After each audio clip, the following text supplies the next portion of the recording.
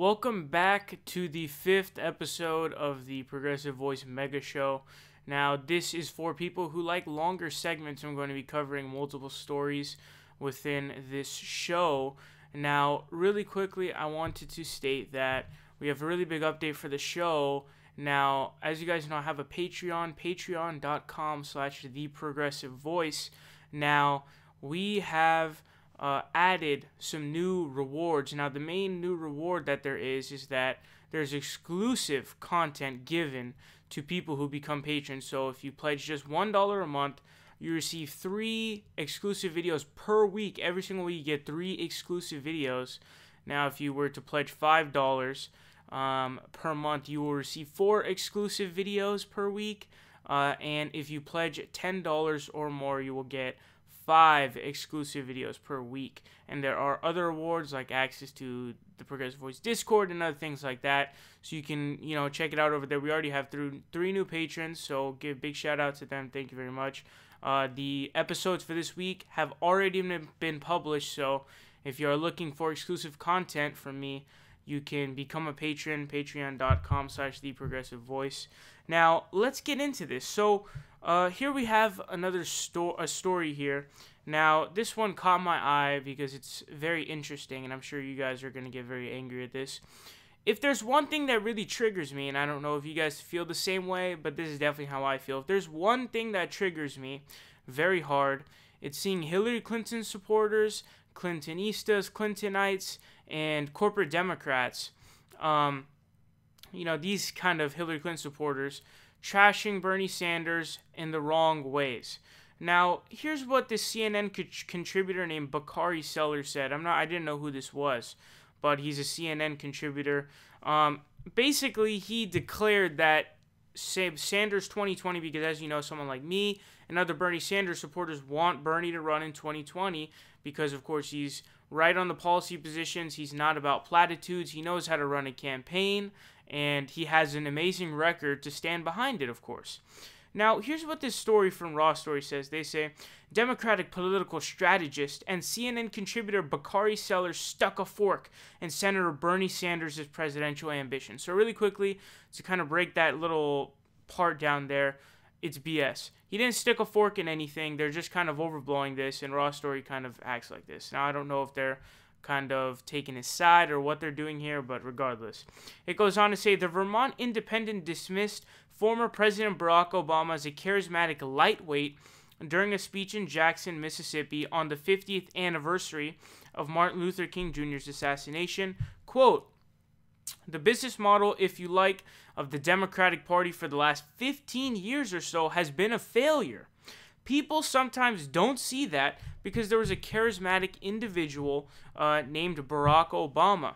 He was obviously an extraordinary candidate, brilliant guy. Sanders blamed Obama for the Democratic Party's record number of legislative losses, and Sellers said that attack on the first black U.S. president on that historically significant date should doom Sanders in Democratic primaries. So Bakari Sellers is a Democratic strategist. Democratic strategists, by the way, are probably the worst political advisors you'll ever see, ever. So anytime you see someone and their title or whatever their kind of rank is, and it says Democratic strategist, they're terrible. Don't take their advice whatsoever because they are wrong. They are horrifically wrong. Now, here's the exact tweet that he sent out. So it says, y'all can defend Bernie all you want. On hashtag MLK50, his lack of self-awareness and arrogance in dismissing number 44 is wild. Bernie 2020 died 4/4/18. Now, there's a lot, Twitter's, let's say it's probably 50-50 left, right wing at this point, but I feel like the right has a lot of bots going for them. But there's definitely a lot of Clinton supporters on Twitter, and I'm going to be covering a story about that later on today. But this is massively stupid here, and this is the reason why I say that being a Democratic strategist means nothing. Actually, in fact, it does mean something. It means that you're wrong. Your strategies and your ideas are stupid. This is why the Democrats keep losing. If everything you say is based on skin color, or identity politics and is completely void of any political substance or policy substance whatsoever, you're going to keep losing like you did in 2016. You didn't lose because of Jill Stein, where the votes, even if you got every single fucking Green Party vote in the states that you lost, you would not have won. You would have just increased your popular vote. You would not have won the election. You didn't lose because of Bernie Sanders, when Bernie Sanders himself came out and endorsed Hillary Clinton, campaigned for her, and risked. And he did. He lost the respect and supporters of many people who were against and now call him a sellout because of it. But Hillary Clinton supporters and Hillary Clinton herself in her new book don't even mention that, by the way. They don't care. They don't mention it at all. They don't mention that, holy shit, Bernie Sanders not only campaigned for me, but he literally risked losing a lot of his core supporters just to be able to essentially just to be able to come and campaign for me to help me win. Now, when you do this, you're going to continue losing. Now, by the way, he didn't even dismiss Barack Obama. He said that he was a brilliant guy. He said he was a charismatic guy. But I don't understand how else you can take it, right? The massive legislature, I think it's over 1,000 seats in congressional seats lost all across the nation. Now, how else can you explain it? The leader of the Democratic Party is the president of the United States, who is part of that party. Barack Obama is the leader of the Democratic Party, so you have to put the blame on him. The DNC under Debbie Wasserman Schultz was, of course, useless as crap, too. It didn't do shit. Harry Reid said it himself, the former Senate Minority Leader. He came out against her, saying, when he resigned, when he retired, because he didn't want to go against his career and become called an anti-Semite and a sexist and, misogynist and all this crap. So this idea that somehow criticizing Barack Obama strictly on legislative grounds makes you, lack self-awareness. What we care about is what MLK fought for, right? We care about MLK, what he fought for. Now, of course, he fought for the Civil Rights Act, which is, equality, ending Jim Crow. But a lot of things that people don't talk about is what he fought for outside, okay, let me rephrase that. It seems to be that the only thing that people know about Martin Luther King Jr. is his I Have a Dream speech. But the truth is that was just a fractional part of who he was. Nobody talks about his anti-Vietnam War marches. Nobody talks about the fact that he was a socialist. Nobody talks about any of that. I've seen articles where people try to say that he's a great example of a conservative or conservatism, which makes no sense. He was a socialist, full-on socialist. I believe it was him who said that something like America's rugged capitalism for the poor and socialism for the rich. He was a socialist. He was not somebody who was a conservative at all, and that's what he fought for. He was anti-Vietnam War. He was someone who viciously campaigned against the Vietnam War, but people don't care about that. So we are fighting for the issues, the policy substance, the ideas. That's what we are fighting for, not for this stuff. And this is why Democratic strategists are so terrible, because they're not going to win anything for the Democratic Party, and this is a big part of the reason why they lost. So if you want to continue to run campaigns on, very basic, boring platitudes that no one gives a shit about, and not run your campaign mainly and mostly on political substance and policy substance, you're going to lose just like you did in 2016. So this is a horrendous idea, and I can't, I really honestly just cannot explain how dumb the thing that Bakari Sellers said. The Bernie Sanders 2020 movement is not dead. In fact, it's just starting. I am a huge supporter of Bernie Sanders in 2020, and I fucking guarantee you, Bakari Sellers, that if he decides to run, he will win. I repeat, will win the election in 2020. I guarantee it if he decides to run. Now, jumping into a different story, we're going to be switching it up here. Now, here's something interesting. So you guys may have heard back sometime last year, I remember reading an article, I can't remember the headline, but it was a pretty good title, I would say. It said, like, during Trump presidency, liberals are turning back the TV on to watch news, turning the TV back on to watch news. And that was because Rachel Maddow was starting to get some numbers. Now, this article's headline states, Rachel Maddow beats out Sean Hannity as most watched cable news host in March. So here's what this article from The Hill states. It says, MSNBC's The Rachel Maddow Show scored the highest ratings in cable news in March, beating out Fox News' Hannity. Forbes reported Wednesday that Maddow's show came in with an average total audience of 3.058 million. The numbers mark the show's second best performance to date at the 9 p.m. hour. Sean Hannity's show came in second, garnering an average total audience of 3 million viewers, Forbes reported. Maddow also topped in the number of viewers ages 25 through 54. Now, if I'm not mistaken, the 25 through 54 is the kind of key demographic that these cable networks are looking for, that they're trying to pursue. They want to get the highest numbers in that demographic, if I'm not mistaken. It says so it goes on to say the demographic most valued by advertisers, coming in with an average audience of 671,000 viewers. Hannity finished the month with an average of 616,000 viewers in the coveted category. MSNBC is the only cable news network to have seen a year-over-year growth in ratings in the first quarter of 2018 compared to the first quarter of 2017. By comparison, both CNN and Fox News saw ratings decline in that period. Nevertheless, Fox News still came in as the top-rated cable news network overall in the first quarter of 2018, averaging 2,479,000 viewers overall and 494,000 in the 25 through 54 demographic in primetime.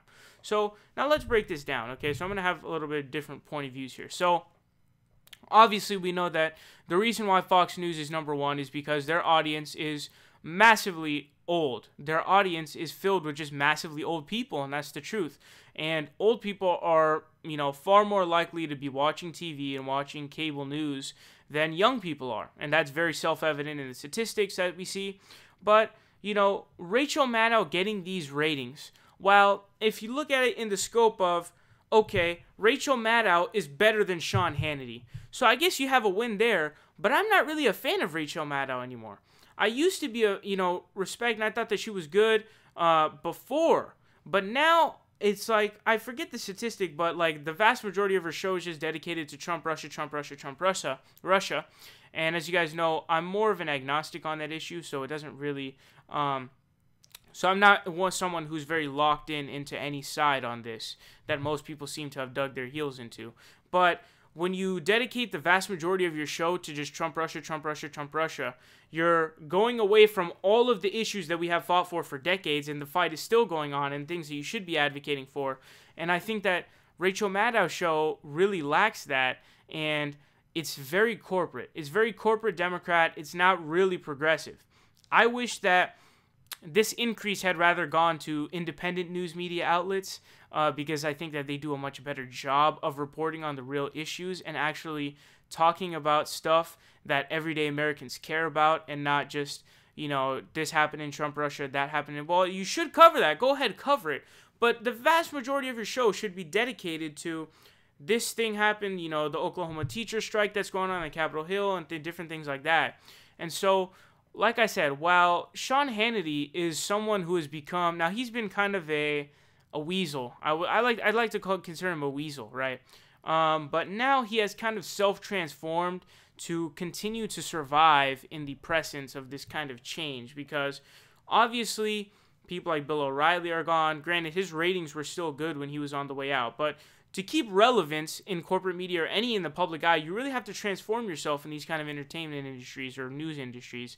And so what he's done is he's decided that he's going to embrace the Trump fans and things like that. So he has essentially transformed himself into this Trump rationalizer, this Trump sympathizer, and just everything that Trump does, he supports, and he tries to bend over backwards to discuss why it's good and why what he did is great. So Sean Hannity is definitely a big weasel, and it's scary that his show was number one before this and that Fox News is number one, because of course Fox News essentially just does the bidding of Trump, spare like Shep Smith and a few other guys. But I like to point out that, as Jon Stewart said, that's kind of all part of the experience. They purposely put in those type of guys to make it, look like it's not just full-on right-wing propaganda. But the fact that, MSNBC is on its way up isn't really all that great anyways. Before we get into the next story, I wanted to explain to you guys a really big update. Now, on Patreon, I have a Patreon, patreon.com/theprogressivevoice. Now, there is a new update in which there's exclusive content that is exclusively for patrons. Now, if you are to pledge just $1 per month, you receive 3 exclusive videos per week, 3 per week, as well as other benefits like access to the Progressive Voice Discord. If you are to pledge $5 per month, you will receive 4 exclusive videos per week. And if you pledge $10 or more, you receive $5, or not 5, you receive 5 videos per week that are exclusive to patrons. 3 new people have already become patrons, and the videos for this week are already posted. So if you are interested in seeing those exclusive videos as well as getting all the other perks that are there, make sure to go check it out and become a patron if you like. But this next story that we have here, we have another poll out. As you guys know, like I always say, I preface all my stories on Trump's approval ratings with Trump essentially goes, Trump is, as you guys know, Trump has always had a shitty time in the polls, and his approval ratings have always been shit. Now, we have another poll going on here. It says, Trump approval drops to record low. Now, to be fair, this is kind of a clickbaity article, because when I clicked this, I expected it to say, hey, this is his lowest ever, but that's not true. His lowest was like 37 or 38 or something like that. Now, this is a new low in one specific poll, so it's the Morning Consult. It's the lowest rating that he's gotten in the Morning Consult poll, so it's kind of tricky, but here's what this article from The Hill states. It says, President Trump's approval rating hit a record low in March, a new poll finds. Morning Consult's 50-state approval tracker finds 41% of registered voters approved of Trump's job performance during March.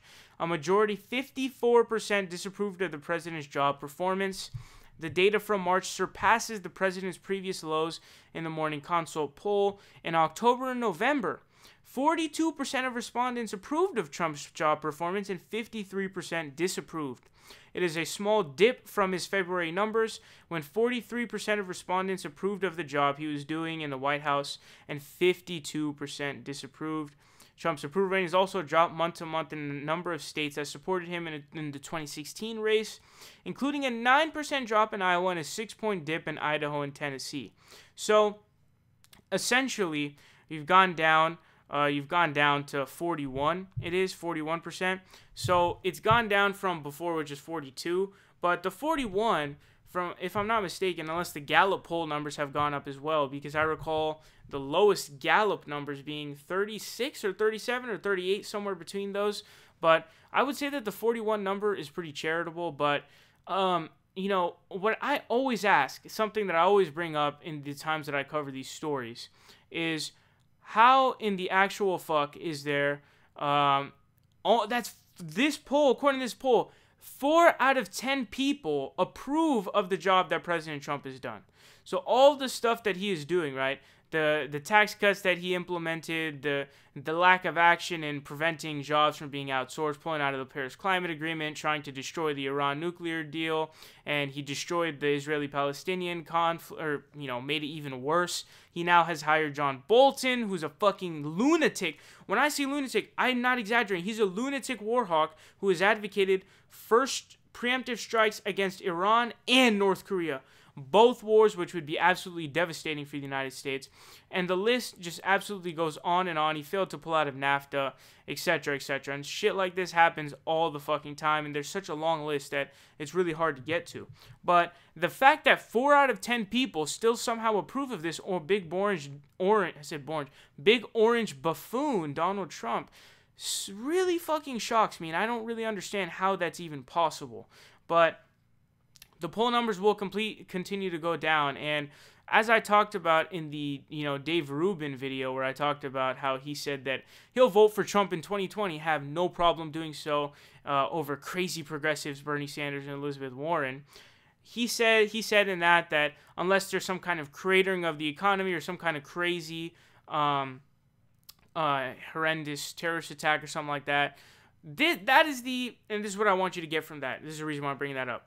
this is very relevant to this article and this story, because the reason that he's not already down into at least the low 30s, 20s, or teens is because the economy has been going at Barack Obama's rates. So all the things that Barack Obama had put in place, they're continuing to bring in job growth and different things like that. So the economy is still going forward and the stock market is still growing, even though it's not really an accurate indicator of the economy, especially for everyday people.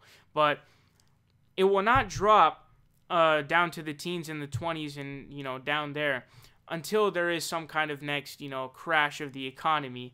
That is the only thing that will really take them down. But, so those are the stories that we're going to be covering here for the show. Again, we have an update over on Patreon. If you're not a patron yet and you would like to become one to receive your rewards and reap the benefits, if you pledge $1 per month, you will get 3 exclusive videos per week. If you pledge $5 per month, you will receive 4 exclusive videos per week. And if you pledge $10 or more, you will receive 5 exclusive Patreon videos per week. Thank you very much for coming in.